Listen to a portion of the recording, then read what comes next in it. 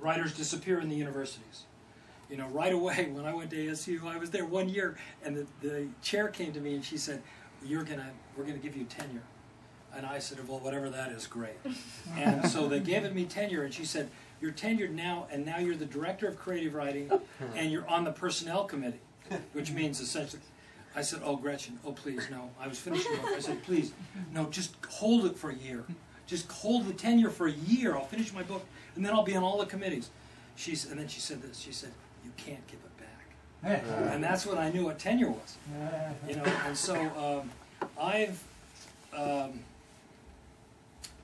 loved being in the university. My classes they have my attention. They go very fast.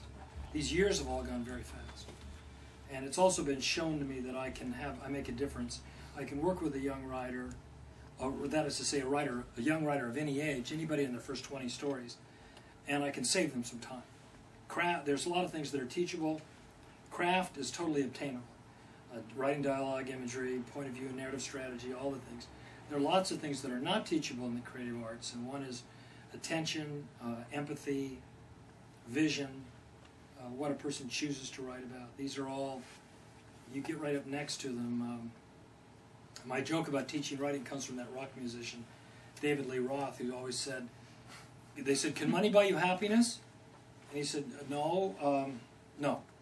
But with money, you can buy the big boat and go right up next to where the people are happy. That's the way I feel about teaching writing. Is I can't do it. But I'll take you seriously, and we'll go right up next. And then there's a commitment that is very, very personal. It's not public. It's not teachable. I can model it sometimes, and I'm committed to my work. Some of it's sort of comical, and some of it's grave. I mean, I think the best story I've ever written was that story, Blazo, about the guy who goes to Alaska to find out where his son perished. And it's a long story. And then I wrote a story that was in one story. Seth, did you see this story called Beanball? About the baseball player who... That's a good story. Is that the fly ball that... No, this is the one where... Oh, no, that was called Mine. This is about it starts in Guatemala. He's scouting. And... Jeep and crashing. And yeah. bring the guy out, yeah. But anyway, so... And I continue to write a whole range of things, but the last thing I'll say about this, and I'll just say it, what I say in this room stays in this room, is that if poets are whining about being in the universities, they should think again. Okay, poetry's an ideal pursuit. I mean, anybody should. A painter, a musician, even someone. I guess some people in the sciences and so on.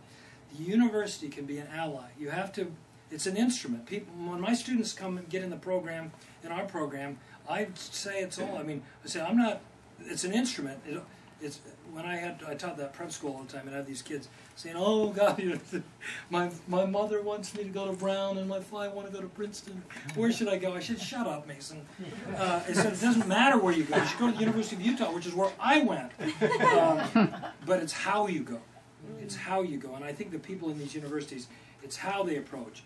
Yeah, sometimes there's colleagues who look down their nose at what you're doing. You know, you're a writer, you're a songbird, or whatever. But that's not your issue. You don't have, what other people think of you is not your business. And thank goodness. So, but I know that it's a constant debate. Who are the patrons of the art? Poetry sort of never ever paid well, and I love poetry myself. I'm memorizing poems as fast as I can, which is not very fast. I wake up every morning at 4 a.m. with Garrison Keillor. Right. Why is that on at 4 a.m.? What is that? Who did that? That's crazy. We don't have selected shorts here in San Diego. You have to get it on the internet. It's crazy talk. But I think the university, for me, both the schools, has been a fostering influence. There's times when it calls you out. You have to go over. You have to deal with personnel matters. You have to help colleagues. I'm writing a letter now for some professor at the University of Houston. I just got the pillow today in the post office. And when I picked it up, I thought one thing, and that is 6 days, 5.5 days. It's going to take me. And plus, summer commences for me on Thursday. My last class is tomorrow. And I'm about ready to, the boat, I've come to the dock, the boat is there, I've got my projects all tucked away, and I'm so happy to be part of this world. And I want to, if I can, raise the bar. Is there one more question? Go ahead. In Five Skies, the exquisite detail you put in all how they're building and all the tools, and where did that come from? There was just I was like, wow, I have no idea what you were talking about some of the time. It was funny in Rhode Island because they had these sheets of construction projects. They did all these performances for the book, but